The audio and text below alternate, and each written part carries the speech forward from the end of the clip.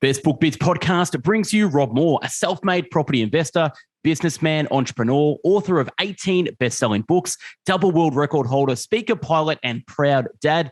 Rob, thanks for being on the show. Thanks for having me, Michael. No problem. Now, for my audience who don't know who the real Rob Moore is, rewind to the 18-year-old Rob Moore. Who is he? What is he doing? And what were your dreams were? And how did your story unfold from there on in? Okay, so when I was 18, I was at university getting drunk and not really remembering what I was doing and not going to college. I managed to scrape a degree in architecture, but I didn't enjoy it. And I was lost and didn't really know what I wanted to do with my life. When I was 6, I wanted to be an entrepreneur like my dad. He raised me in pubs and bars and clubs, and I just loved being around. You know, he'd let me stack the bottles up on the shelves and pay me £1 a week after busy nights in the pub. He'd let me empty the money in the pool tables and the slot machines. And from age 6 all the way up till my early teens, I just wanted to be my dad and be a hustler. And then school and university and just kind of, I guess, the normal path that you're supposed to go down kind of trapped me. Yep.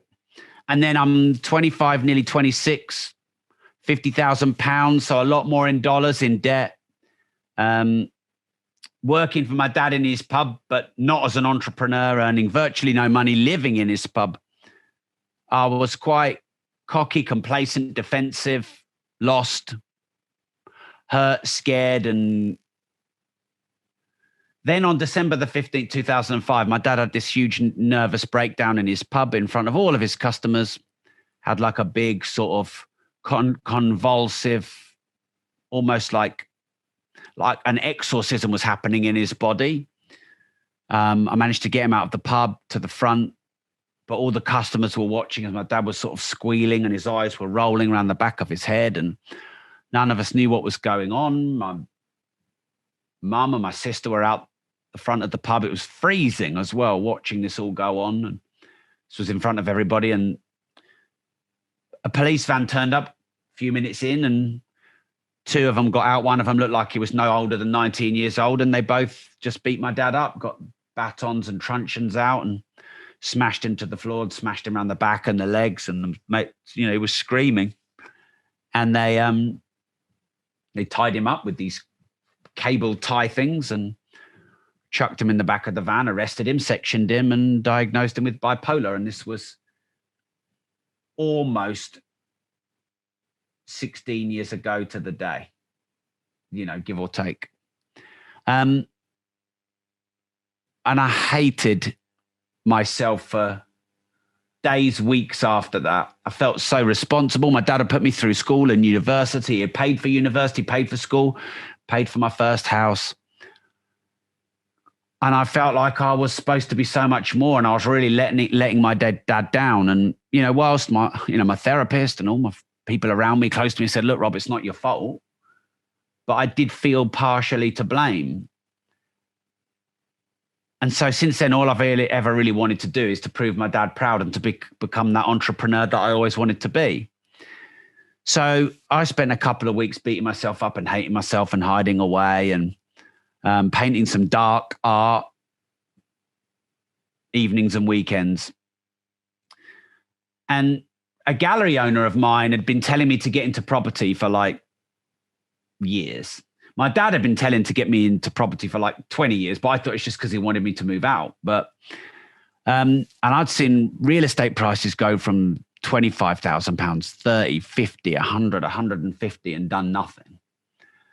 So I went to this networking event based on dad nagging me for years and this gallery owner saying you should be in the game. But I was so scared, and I'm an arty type. I like a sort of spiky hair and wore cowboy boots and ripped jeans. I was out of place so bad. I hated all those yuppies. I was into Rage Against the Machine. I was a fish out of water. But I was still in a lot of pain with what had happened with my dad, and I was searching. I didn't know what for, but I just knew I had to change. I didn't know. Yeah. Anyway, I got to the bar at the end. I'd networked with everyone, given them my cheap business cards, and didn't really enjoy it. And the last person I spoke to at the bar, I was a bit grumpy. His name's Mark Homer, and he was the last person I met at the networking event, and he's still my business partner today, 16 years on. It's our 15th anniversary of our company, Progressive Property, which has become the biggest property training company in the UK. We do tens of millions in revenue in our training businesses often. We have 1,540 tenants now in our real estate portfolio. We've got hundreds of units. We're just finishing a 99 apartment, 159 tenant block. I guess in Aussie dollars, you're probably talking 40 million, something like that. I don't know. If it was in London, it'd be 400 Aussie million dollars, I would have thought. I've written 18 books. I guess we're going to talk about a couple of those today. Have a podcast, nearly 1,000 episodes now, interviewed Floyd Mayweather twice and loads of billionaires. I've probably got my biggest guest coming in a few days, but I can't say their name. But they're number 2 in the YouTube rich list. So there you go. Broke the world record for the longest public speech, not once, but twice.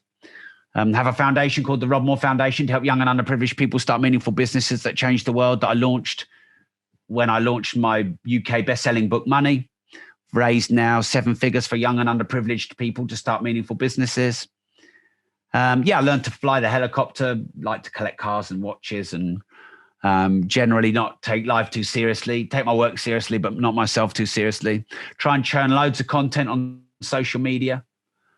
And here we are. And this is obviously the apex of my career, being right here, right now. Absolutely. Rob, that was the, I've nearly coming up to 1,000 uploads myself on YouTube. So I've done a bit too, but that was the best intro speech I've ever heard someone give about themselves. And you've answered 25 questions of mine. So I'm not going to sit here and go back, but I do want to go back to day one with you. And that's born on a clean slate on New Year's Day. How good's that? Yeah, there you go. Is that right? I was born on January the 4th. Oh, if you go to Google and Google your name, it says born the 1st of Jan 1979. So we'll give Google a call and fix it up. But anyway, moving on. So 79 is correct. Yeah. Here's the thing: if you Google Rob Moore net worth, one site reckons I'm worth £70,000. That's awesome. One site reckons I'm worth £250 million. Yeah. And both sites are wrong. Well, somewhere in the middle will be fine. That's cool. Yeah. Now, I do want to talk about one thing, and I guess you spoke about your dad a lot.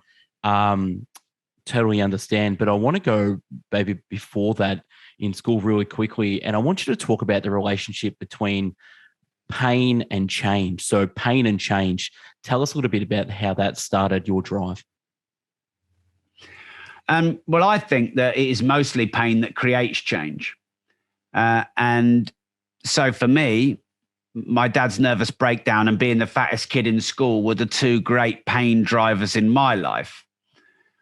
And both of those lead to roads of deep shame for me. And shame is one of the most painful emotions I think we can feel. And I'm able to talk about it now a bit abstracted from the emotion because I've learned to manage the emotion better than I used to and leverage it and turn it into something meaningful. And, I've studied thousands of entrepreneurs and interviewed shed loads, and many great entrepreneurs have their story of dyslexia or ridicule at school or loss or abuse or, single parent upbringing or immigrant upbringing or whatever. So actually, if anyone has got any shame, pain, or trauma, it's probably a good motivator, because people who are comfortable probably not as motivated. And, they say that comfort is the enemy of greatness. So pain creates change. Therefore, you can either wait for external pain, which means it'll come A, too late, B, it'll be out of your control, and C, it's going to hurt bad. Or you can create the pain yourself by motivating yourself to never go back to a certain place that you were, or to be one step ahead of change and disruption. So, for example, none of us could have predicted the lockdown and COVID, but you can be ready for an event like that in the future. You can be ready for being blindsided at any time. You can disrupt yourself before anyone else does. And you can prepare for what you can't prepare for. So without pain, there is no change. Yeah, absolutely. Yeah, that touched on me a little bit, and I did hear the story about you being the fat kid, and that sort of pushed you. And having those challenges early on in life gives you that, those small wins to say, fuck you. Here I am, and now look at me. And you lost all that weight, and then having the experience with your dad as well, and your dad being an entrepreneur and teaching everything he knows. So yeah, I think those hard years early in life is one of the foundation keys to your success. But going forward and fast forwarding a couple of decades forward, right here, right now, what does money mean to you? I guess, we live in an economic slavery system. Some people look at it that way, or we look at, we're the richest time ever in humanity because everything that we've got, look around the poorest person in the UK or Australia, and they've got more things than the wealthiest person did hundreds of years ago. So talk to me about what money means to you right now. Okay, so money is a universal exchange of value, a unit of account, a measure of worth, a store of value. It's an effective store of energy. It's a way to measure our productivity and usefulness and value in society. It's an agreed convenient tool in which we can exchange products and services with each other with low friction and high speed. So that's what money is. And obviously I wrote a whole book on that, among other things, called Money. And I went deep into the definitions. So that's what money is. But what money means is different for everyone. Some people, money means poverty because they were always around gambling. Some people, money means greed and power because they were always around corruption. Some people, money means hardship because they were never around any money. So some people, money means the root of all evil because that was what religion taught them. So money means different things to different people. So if you want to be wealthy, you need to have a good, empowering definition and meaning for money. So if a stove was hot, you wouldn't touch it. And if you believe that money came with evil, nefarious, or greedy, or corrupt outcomes, you wouldn't touch it. So fundamentally, you have to believe that money is a useful tool because that's what it is. You don't look at a hammer and go, that hammer smashed someone's skull in. We'll try that hammer for murder. A hammer can't smash someone's skull in, but an evil person with a hammer can.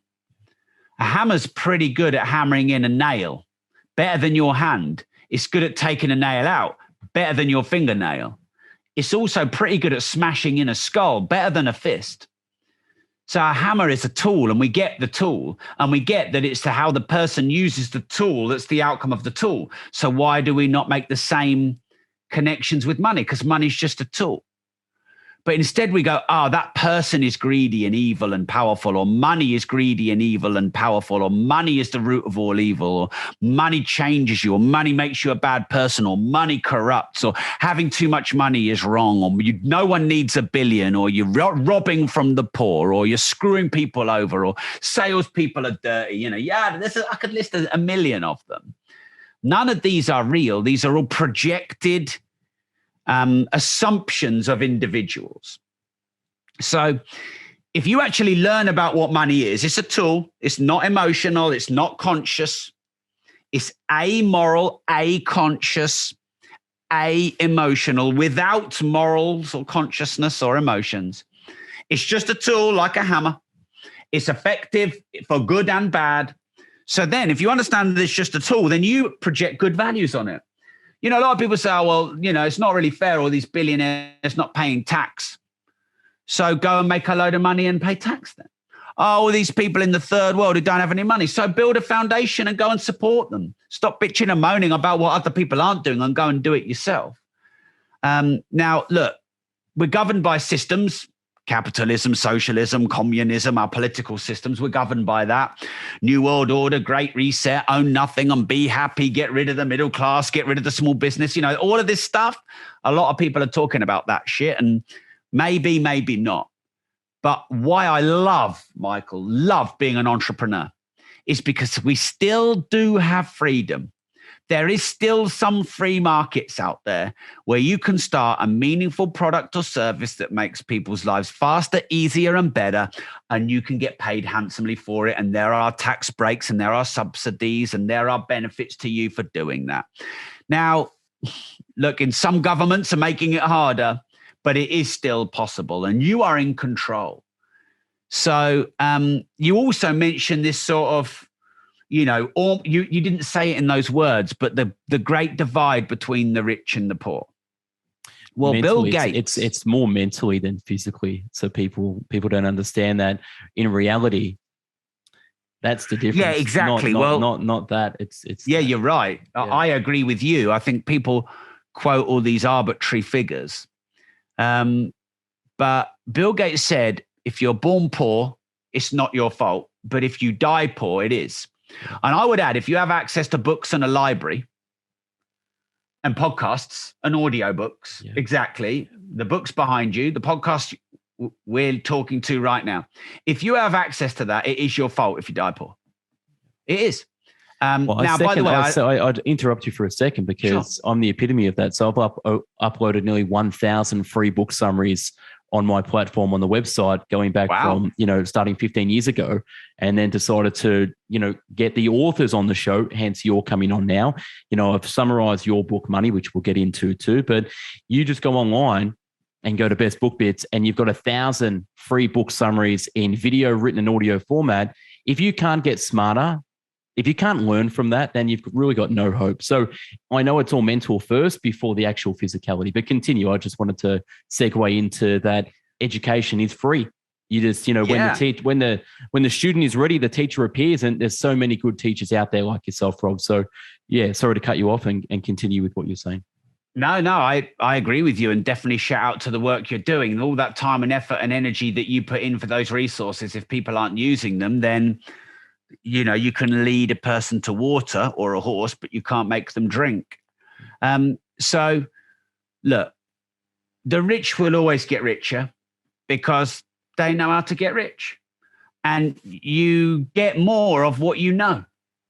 You attract more of what you already attract. You get velocity and momentum and compounding. So I would just say, to summarize this, that think about money as the reward and the outcome for creating a useful product and service for as many people as possible. Who, not the greatest communist socialist alive, could argue that it's a good thing for humanity for useful products and services to be offered to the masses at fair prices. So if you want to do good and make money, create a useful product and service. If you want to have a clean soul making money, then make a load of money and tithe and give some of it away. But, poverty is very expensive and, it needs to be subsidized by rich people. And, Gandhi would travel the world by train, putting his message out to the masses, which needs to be financed and subsidized. And Mother Teresa would happily take donations from Robert Maxwell, dirty money that she would see, that she would cleanse for the goodness of the Lord.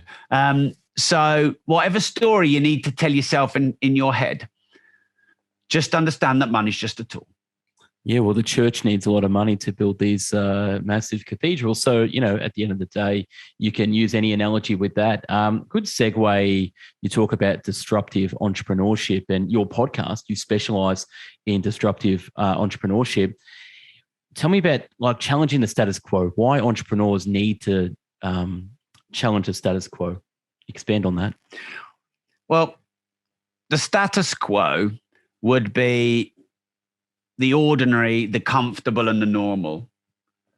And evolution wipes out the ordinary and the comfortable and the normal because something quicker, better, stronger, and fitter always replaces it. Because the survival of the species requires us to adapt to our environment and our threats. So disruption isn't like, I come in and create chaos and noise just for the sake of it. Disruption is improvements, change, evolution, revolution, that you're either in control of because you're disrupting, or you're not in control of and you're being disrupted. You are either Blockbuster or Netflix. Yeah. You are either Kodak or you are digital photography. You're Apple or you're Nokia. BlackBerry, now dead. Just, not long ago, phone's dead. You're Apple or you're BlackBerry. So disrupt yourself before someone else does, because that's what evolution is. It's the survival of the fittest and everyone else is wiped out. It's just the natural order. It's so true. Just thinking about, you've interviewed dozens of over a dozen billionaires and hundreds of millionaires, and obviously having your network and going back to when you started, going to networking events first. Tell me, what's the common theme that you find from billionaires that they all sort of have in common? A couple of the top sort of common themes. Sure. Can you sort of expand on that? Yeah, I can. I mean, there's about 19 or more. Commonalities would be contrarian, observe the masses, do the opposite, be greedy when others are fearful, fearful when others are greedy, uncommon sense. So this is a common one. Many of the biggest billionaires are kind of engineering or introverted types, which is quite a big misconception that you have to be Donald Trump or you have to be out there on social media to be rich. No. A lot of the, a lot of engineers are people who've made the most amount of wealth, because let's be honest, engineering helps us harness nature for evolution. A bridge, an aeroplane, telecommunications, information exchange, it's all engineering. Yep. Space travel. So introverts and engineers are often, this is why I always say, create a meaningful product and service. And, sometimes you have to be a coder or a creator or a builder or an engineer, not just an entrepreneur, which is, oh, look at me, I'm Richard Branson with my wavy hair and my good PR. It's a lot more than that. You have to build useful shit. Your phone has to be better than your competitor, has to be more intuitive, quicker, more convenient. So there's a couple of commonalities. Serving vast numbers of people. You're never going to be a billionaire selling one widget. You're probably going to be a billionaire selling 100 million widgets, depending on the value of your widget. So serving vast numbers of people, a desire to face challenge and hardship is another one. So I saw a billionaire speak who said that he knew a load of Ivy League, Harvard, very well educated people who did all right, but didn't really make much money. And then he knew billionaires. And he said the really main difference between the two is the levels of pressure and stress that they could handle. And the billionaire will handle what seems insanely high levels of pressure and stress. Like Elon Musk says he's getting lawsuits every day. And Donald Trump is getting trolled and hated on by hundreds of millions of people. And Bill Gates, look at all the shit Bill Gates gets, about being the antichrist of this, that, and the other. Look at how grey the presidents go after their one term. So your ability to handle high levels of pressure and stress, knowing that with every new level is a new devil and your reward for solving a problem is a bigger problem. They would be 4 common traits of billionaires. Yeah, and I want to dive into one of them, which is why we need haters. And if we realize the importance of haters, we would actually want more and go out of our way to get more haters. So can you talk a little bit about that? Yeah, well, the universe is far more wise than we'll ever be. And in its divine wisdom, it always gives us the people, events, and situations that we need to force us to grow, equally through support and challenge. So if we have too much support, your best book bits is just the best show ever, and you're a genius, and man, I love you. If you got enough of that, you'd get cocky, complacent, and arrogant. It would be human nature. Yeah. So too much support makes you juvenile, dependent, cocky, complacent. Too much criticism, everyone hating on you, it'll break you in the end. So too much challenge will break you, and too much support will, make you, like I said, cocky and complacent. So the universe will give you support when you need it and challenge when you need it. but you always want support. But it's only through challenge that you grow. So for years, I've been trying to figure out what's the purpose of a hater, because it's always seemed to me like a pretty low level career, a bit base and pond life, and, not the nicest thing to do to people. But people need opinions and critics and haters. They just don't need to be having them affect their emotions and opinions of themselves. So the reason that we need haters is to force us to grow, to keep us humble, to keep us grounded, to keep us level, to keep us in neutral balance. Too high, we make mistakes. Too low, we make mistakes. Elated and depressed, we're out of balance. Maximum growth is on the border of support and challenge. Too elated, too depressed, we've got minimum growth. So that's why we need haters, to force us to grow and to keep us grounded and to keep us moving from one level to the next. Because look, a lot of people say, well, Rob, I just want to be happy. I mean, that is the most deluded, naive fantasy. I'm sorry if people think I'm being a bit skeptical here. I'm not, but the purpose of life is not happiness. Happiness is a reward for overcoming something. Service. Yeah, it's an outcome. Happiness in my experience in life only comes through serving other people. And that's genuine happiness, because only when you understand, you're like myself, you put out massive amounts of content and you've got a track record. So it's not what you say, it's what you can prove. You don't need to say anything because of what you've done in your career. That's where your happiness comes from, is the proof in the pudding. Now, I don't want to take up too much of your time because I know you've got a busy day today. I do want to touch on really quickly about your books. And people out there, go out and just buy Rob's books, read them, apply the knowledge, listen to his podcast, do that. But what's the latest book you got out? Is it I'm Worth More? Is that the latest one from last year, or is there another one out after that, Rob? So Opportunity came out in definitely UK and US. Yeah. Not 100% sure if it's in Australia. Yeah, I think it's Audible. I think it's Audible only from where we are. Okay, definitely on Audible, which is my preferred anyway. Yep. Yeah, I mean, I've written so many books. I'm Worth More, Start Now, Get Perfect Later, Money, Opportunity, Life Leverage, Routine Equals Results. I kind of forget the order. If I were to shout out two of my books, please. It would be Money, because Money was my deepest volume of work. Yep. And Life Leverage was my first business entrepreneur book. So they're probably the two books that I would suggest people might start with.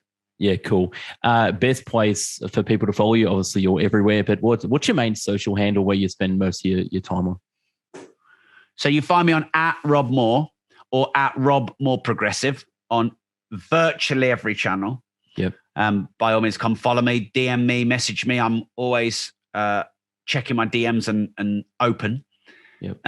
My podcast is called Disruptors, and we interview disruptors, and I talk about disruptive entrepreneurship. Awesome. One last question before we take off. If you were to have a dinner party, like Come Dine With Me, I'm from the UK, by the way, so I know the TV show, 3 people from the past, dead or alive, who would they be?